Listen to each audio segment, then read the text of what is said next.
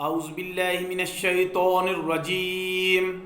بسم اللہ الرحمن الرحیم۔ اخلاص کے متعلق صوفیہ اور مشائخ کے اقوال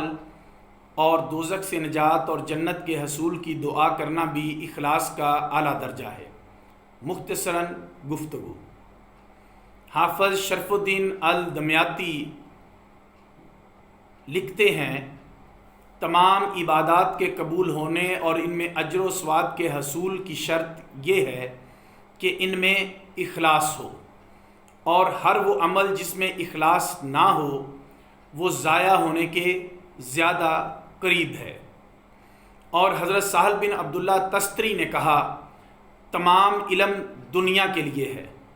اور آخرت کے لیے عمل ہے، اور اخلاص کے سوا ہر عمل غبار کے ذرات کی طرح منتشر ہو جائے گا۔ علماء کے سوا تمام لوگ مردہ ہیں، اور با عمل علماء کے سوا تمام علماء بے ہوش ہیں، اور اصحاب اخلاص کے سوا تمام با عمل علماء بھی خود فریبی میں مبتلا ہیں، اور اصحاب اخلاص بھی خوف زدہ رہتے ہیں، حتیٰ کہ انہیں معلوم ہو جائے کہ ان کا خاتمہ کس کیفیت پر ہوگا۔ اگر تم ثواب کے حصول اور اجر آخرت کا ارادہ کرتے ہو تو اخلاص میں کوشش کرو، اور اگر اللہ نے تمہاری مدد فرما دی اور تمہیں اعمال صالحہ کی توفیق دے دی اور تمہاری ہمت کو حصول ثواب کے درجہ سے ترقی دے کر اپنی ذات کریم تک پہنچا دیا، اور نیک اعمال سے تمہارا مقصود دوزخ کا خوف ہو نہ جنت کی امید ہو، تو پھر اللہ تعالیٰ نے تم کو اخلاص کے سب سے بلند درجہ تک پہنچا دیا اور تم کو اپنے مقربین اور بندگان خواص میں سے کر دیا۔ اور یہ اللہ تعالیٰ کا فضل ہے، وہ اپنے بندوں میں سے جس کو چاہے عطا فرماتا ہے، اور اللہ فضل عظیم کا مالک ہے، اور اخلاص کی توفیق اس سے ملتی ہے۔ امام محمد بن محمد الغزالی لکھتے ہیں، ابو عثمان نے کہا، اخلاص یہ ہے کہ انسان کی دائمی نظر خالق کی طرف ہو اور وہ مخلوق کو بھول جائے۔ اس میں فقط ریاکاری کی آفت کی طرف اشارہ ہے۔ اور بعض نے کہا، عمل میں اخلاص یہ ہے کہ تمہارے عمل پر شیطان مطلع نہ ہو کہ وہ اس کو خراب کر سکے، اور نہ فرشتہ مطلع ہو کہ وہ اس کو لکھ سکے۔ اس قول میں محض اخفا کی طرف اشارہ ہے۔ ایک قول یہ ہے کہ جو چیز مخلوق سے مخفی ہو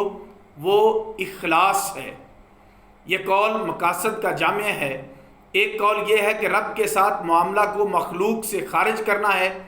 اور حواریوں نے حضرت عیسیٰ علیہ السلام سے پوچھا، کون سا عمل خالص ہے؟ فرمایا، جو شخص اللہ کے لیے عمل کرے اور اس پر مخلوق کی تعریف کو پسند نہ کرے۔ فضیل نے کہا، لوگوں کی وجہ سے عمل کو ترک کر دینا ریا ہے، اور لوگوں کی وجہ سے عمل کرنا شرک ہے، اور اخلاص یہ ہے کہ اللہ تمہیں دونوں سے محفوظ رکھے۔ اور اخلاص کا شافی بیان وہ ہے جو سید الاولین والآخرین صلی اللہ علیہ وآلہ وسلم نے فرمایا۔ آپ سے پوچھا گیا کہ اخلاص کیا ہے، تو آپ نے فرمایا کہ تم کہو کہ میرا رب اللہ ہے، پھر اس طرح درست کام کرو جس طرح تمہیں کام کرنے کا حکم دیا گیا ہے، یعنی تم اپنے نفس اور اس کی خواہش کی عبادت نہ کرو، صرف اپنے رب کی عبادت کرو، اور اس طرح صحیح عبادت کرو جس طرح اس کی عبادت کرنے کا حکم دیا گیا ہے۔ اور اس میں یہ اشارہ ہے کہ اپنی نظر کو اللہ عز و جل کے ماسوا سے منقطع کر لو، اور یہی حقیقت میں اخلاص ہے۔ دوزخ سے نجات اور جنت کے حصول کی دعا کرنا بھی اخلاص کا اعلیٰ درجہ ہے۔ یہ درست ہے کہ اخلاص کا سب سے اعلیٰ مرتبہ یہ ہے کہ دوزخ سے نجات کے لیے عبادت کی جائے، نہ جنت کے حصول کے لیے، صرف اور صرف اس کی ذات کے لیے اور اس کی رضا کے لیے عبادت کی جائے، لیکن اس سے دعا کی جائے کہ وہ دوزخ کے عذاب سے نجات عطا فرمائے،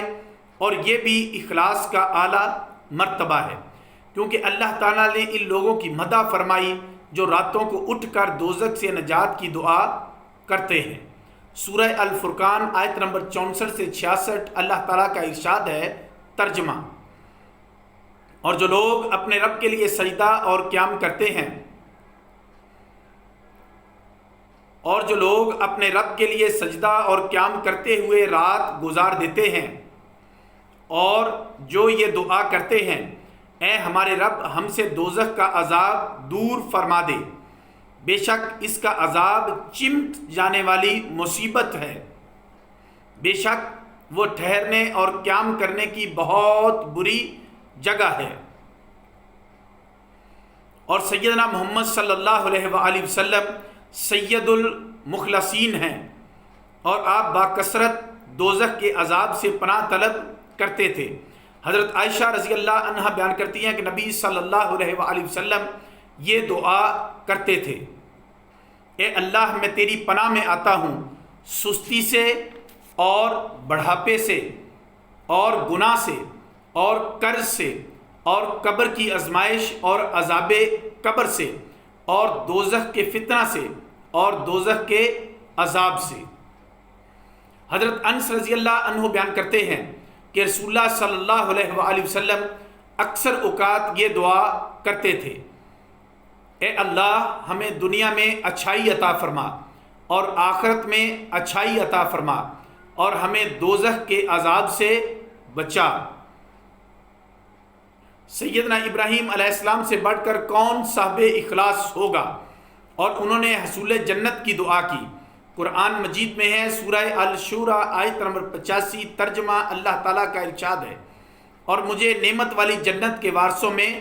شامل کر دے۔ اور ہمارے نبی سیدنا محمد صلی اللہ علیہ وآلہ وسلم سید المخلصین ہیں، اور آپ نے حصول جنت کی دعا کی ہے۔ حضرت ام سلمہ رضی اللہ عنہ فرماتی ہیں کہ نبی پاک صلی اللہ علیہ وآلہ وسلم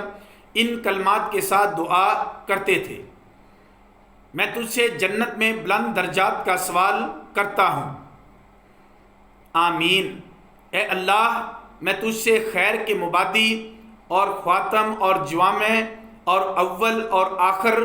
کا اور ظاہر اور باطن کا سوال کرتا ہوں، اور جنت میں بلند درجات کا سوال کرتا ہوں، آمین۔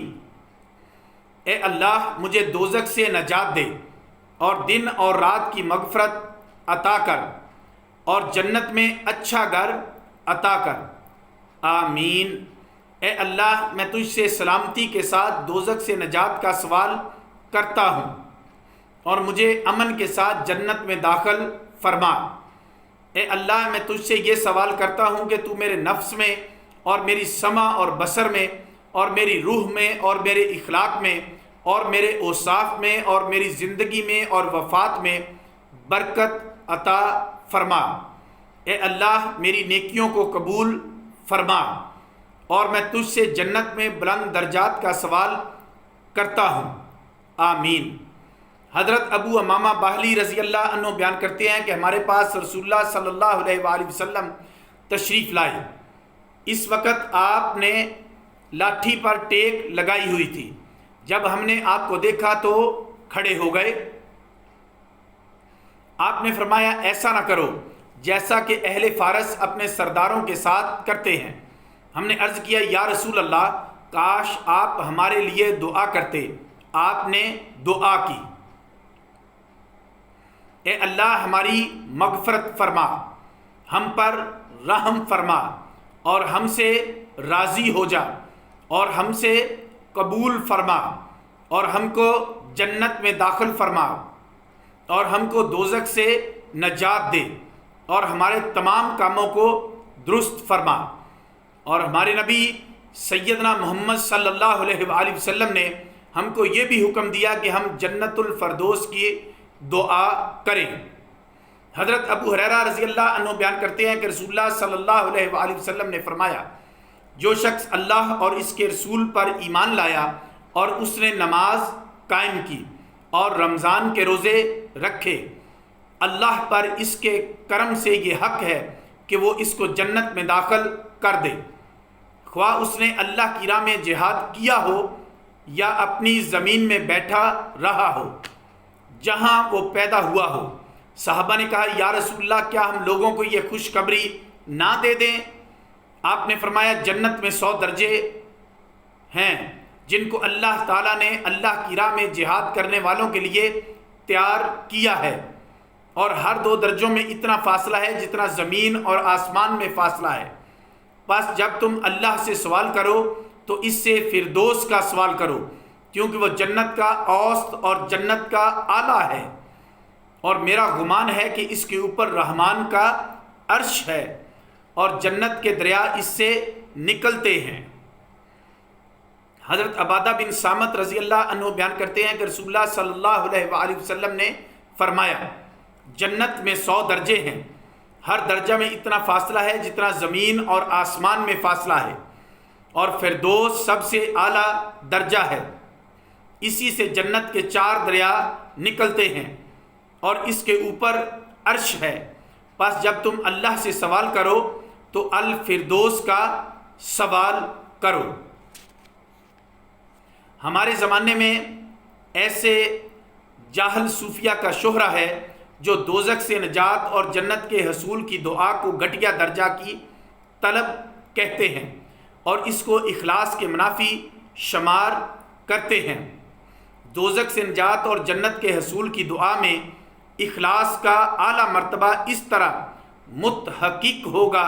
کہ انسان یہ دعا کسی کو دکھانے یا سنانے کے لیے نہ کرے، بلکہ اس لیے یہ دعا کرے کہ دعا کرنا عبادت ہے، اور اللہ تعالیٰ کا حکم ہے کہ اس کے بندے اس سے دعا کرے، اور وہ بندوں کی دعا کرنے سے راضی ہوتا ہے۔ لیکن اس کے ذہن میں کسی وقت بھی یہ معنی نہ آئے کہ وہ صرف اللہ کی رضا کے لیے دعا کر رہا ہے، ورنہ اس کو جنت میں دخول کی کوئی غرض ہے، نہ دوزخ سے نجات کی کوئی تمنا ہے۔ اگر یہ ارادہ کرے گا تو صریحاً کفر ہوگا۔ انسان سر تپا غرض مند اور محتاج ہے، اور بے نیاز اور بے غرض صرف اللہ کی ذات ہے۔ انسان پر لازم ہے کہ وہ بندہ ہی رہے، خدا نہ بنے۔ حضرت ابو سعید خدری رضی اللہ عنہ بیان کرتے ہیں کہ رسول اللہ صلی اللہ علیہ وآلہ وسلم نے فرمایا کہ بے شک ابلیس نے کہا اے رب تیرے عزت و جلال کی قسم، جب تک آدم کے بیٹوں کے جسموں میں ان کی روحیں رہیں گی میں ان کو گمراہ کرتا رہوں گا۔ رب تعالیٰ نے فرمایا مجھے اپنی عزت اور جلال کی قسم، جب تک وہ مجھ سے مغفرت طلب کرتے رہیں گے میں ان کی مغفرت کرتا رہوں گا۔ موصب بن سعد اپنے والد رضی اللہ عنہ سے روایت کرتے ہیں کہ ان کا یہ گمان تھا کہ ان کو نبی صلی اللہ علیہ وآلہ وسلم کے ان اصحاب پر فضیلت حاصل ہے جن کے پاس ان سے کم مال ہے، تو نبی صلی اللہ علیہ وآلہ وسلم نے فرمایا اللہ تعالیٰ اس امت کی مدد صرف ضعیف مسلمانوں کی دعاؤں، ان کی نمازوں اور ان کے اخلاص کی وجہ سے فرماتا ہے۔ حضرت ضحاک بن قیس رضی اللہ عنہ بیان کرتے ہیں کہ رسول اللہ صلی اللہ علیہ وآلہ وسلم نے فرمایا اللہ تعالیٰ ارشاد فرماتا ہے میرا کوئی شریک نہیں ہے، جس نے میرے ساتھ کسی کو عمل میں شریک کیا پس وہ عمل میرے شریک کے لیے ہے۔ اے لوگو اللہ کے لیے اخلاص کے ساتھ اپنے اعمال بجا لاؤ، کیونکہ اللہ تبارک تعالیٰ انہی اعمال کو قبول فرماتا ہے جو خالص اس کے لیے ہوں، اور یہ نہ کہو کہ یہ عمل اللہ کے لیے ہے اور